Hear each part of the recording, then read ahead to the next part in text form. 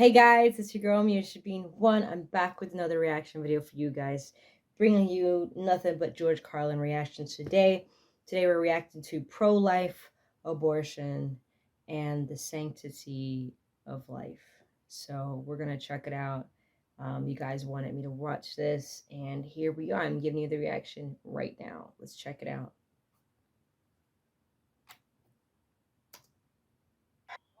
Why is it that most of the people who are against abortion are people you wouldn't want to f in the first place, huh? Yikes. It's coming out hitting heavy. Boy, these conservatives are really something, aren't they? They're all in favor of the unborn. They will do anything for the unborn. But once you're born, you're on your own.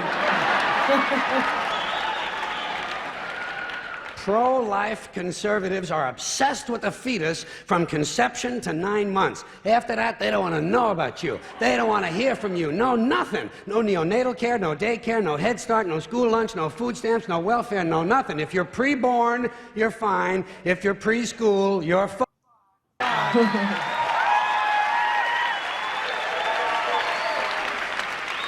Conservatives don't get about you until you reach military age. Then they think you are just fine, just what they've been looking for. Conservatives want live babies so they can raise them to be dead soldiers. Pro-life. Pro-life. These people aren't pro-life, they're killing doctors. What kind of pro-life is that? What, they'll do anything they can to save a fetus, but if it grows up to be a doctor, they just might have to kill it? They're not pro-life. You know what they are? They're anti-woman. Simple as it gets. Anti-woman. They don't like them. They don't like women. They believe a woman's primary role is to function as a broodmare for the state. Pro-life. You don't see many of these white anti-abortion women volunteering to have any black fetuses transplanted into their uteruses, do you? No, you don't see them adopting a whole lot of crack babies, do you? No, that might be something Christ would do. And you won't see a lot of these pro-life people dousing themselves in kerosene and lighting themselves on fire. You know, morally committed religious people in South Vietnam knew how to stage a goddamn demonstration, didn't they? Hey. Wow. They knew how to put on a fucking protest. Light yourself on fire! Come on, you moral crusaders, let's see a little smoke to match that fire in your belly. Here's another question I have. How come when it's us, it's an abortion, and when it's a chicken, it's an omelet? Yo! Did he just... Are we so much better than chickens all of a sudden? When did this happen, that we passed chickens in goodness? Name 6 ways we're better than chickens. See, nobody can do it. You know why? Because chickens are decent people. You don't see chickens hanging around in drug gangs, do you? You don't see a chicken strapping some guy to a chair and hooking up his nuts to a car battery, do you? When's the last chicken you heard about came home from work and beat the shit out of his hand, huh? Doesn't happen. Because chickens are decent people. But let's get back to this abortion. Now, is a fetus a human being? This seems to be the central question. Well, if a fetus is a human being, how come the census doesn't count them?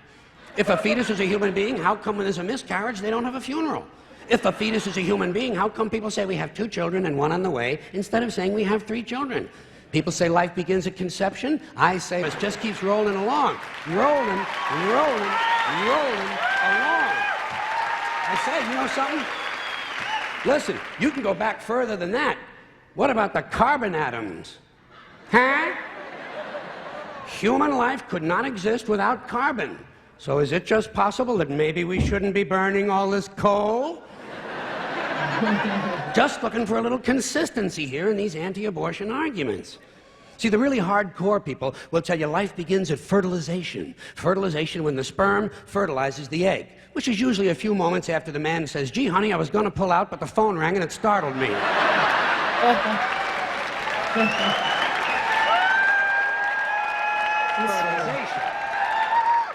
But even after the egg is fertilized, it's still 6 or 7 days before it reaches the uterus and pregnancy begins. And not every egg makes it that far. 80% of a woman's fertilized eggs are rinsed and flushed out of her body once a month during those delightful few days she has. Delightful. They wind up on sanitary napkins, and yet they are fertilized eggs. So basically what these anti-abortion people are telling us is that any woman who's had more than one period is a serial killer.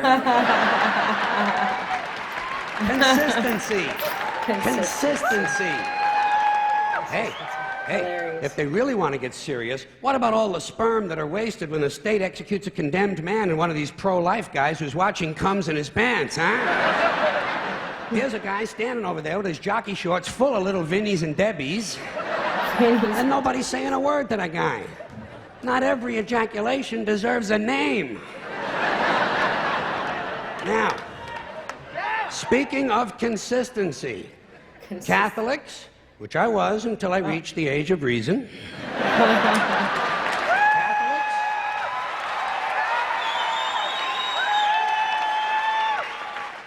Catholics and other Christians are against abortions, and they're against homosexuals. Well, who has less abortions than homosexuals? Leave these people alone, for Christ's sakes. Here is an entire class of people guaranteed never to have an abortion. And the Catholics and Christians are just tossing them aside. You'd think they'd make natural allies. Go look for consistency in religion. And speaking of my friends, the Catholics, when John Cardinal O'Connor of New York and some of these other cardinals and bishops have experienced their first pregnancies and their first labor pains and they've raised a couple of children on minimum wage, then I'll be glad to hear what they have to say about abortion.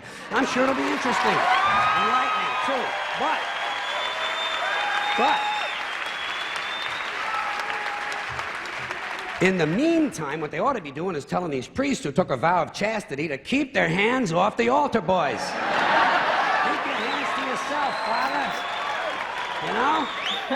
When Jesus said, "Suffer the little children, come unto me," that's not what he was talking about. Oh my God. So you know what I tell these anti-abortion people? I say, hey, if you think a fetus is more important than a woman, try getting a fetus to wash the stains out of your underwear. For no pay and no pension. I tell them, think of an abortion as term limits. That's all it is. Biological term limits. But you know, the longer you listen to this abortion debate, the more you hear this phrase, sanctity of life. You've heard that, sanctity of life. You believe in it? Personally, I think it's a bunch of Well, I mean, life is sacred? Who said so? God? Hey, if you read history, you realize that God is one of the leading causes of death. Has been for thousands of years. Personally, I don't agree with that, but it's just my thoughts. Hindus, Muslims, Jews, Christians, all taking turns killing each other because God told them it was a good idea. But again, it's the thing of, it goes back to, a lot of people think they hear from God, but it's not God. I think people blame a lot of things on God, and it's just themselves. Again, it goes back to, we got to take responsibility of our own actions and not put it on someone else's. So yeah, that's how I feel. Sword of God, the blood of the Lamb, vengeance is mine. Millions of dead Millions of dead all because they gave the wrong answer to the God question. You believe in God? No. Dead. You believe in God? Yes. You believe in my God? No. Dead. My God has a bigger than your God. Best wars, too. The bloodiest, most brutal wars fought, all based on religious... I mean, even if there were such a thing, I don't think it's something you can blame on God. Now, you know where the sanctity of life came from? We made it up. You know why? Because we're alive. Self-interest. Living people have a strong interest in promoting the idea that somehow life is sacred. Hey, this is just my thoughts. This is what I wanted to do. So I chose to do X, Y, and Z. Whether that's murder, whether that's lying, cheating, getting your way, like that's just throughout time, history, right? Just don't take responsibility of their own actions. So I'm with them on that part of like, yeah, it's what if it's let's not blame God. Let's just, and I think he's gonna make my point in a second. You don't see Abbott and Costello running around talking about this, do you? We're not hearing a whole lot from Mussolini on the subject.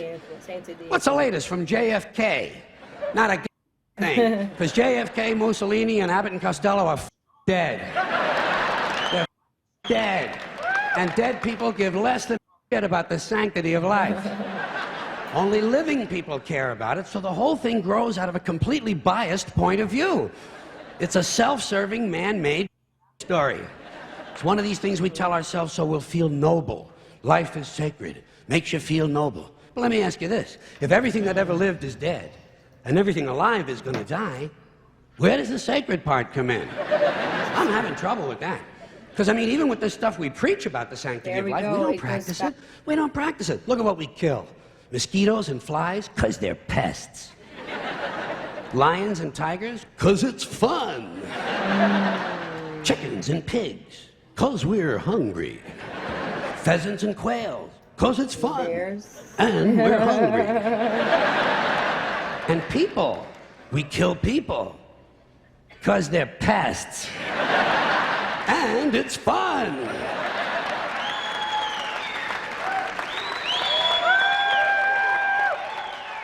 And you might have noticed something else. The sanctity of life doesn't seem to apply to cancer cells, does it? You rarely see a bumper sticker that says, "Save the tumors." Or "I break for advanced melanoma." Ah, viruses, mold, mildew, maggots, fungus, weeds, E. coli bacteria, the crabs. Nothing sacred about those things. So at best, the sanctity of life is kind of a selective thing. We get to choose which forms of life we feel are sacred, and we get to kill the rest. Pretty neat deal, huh? You know how we got it? We made the whole up. Very, very great video, guys. Thank you so much for... I'm so sorry about the sound, guys. Thank you so much for watching. I really enjoyed this one. I hope you guys enjoyed my reaction. So just send me a list of things here under this video, like of videos I should react to from him, and I have some other videos that I got to get to as well on this channel. But thank you guys for watching. Rate, comment, subscribe, hit the notification bell for all new videos and reactions coming from this channel, podcasts, short films, things film related. Thank you guys for your subscription. Thank you guys for following, and thank you guys for support. Love you guys. See you guys soon. Peace.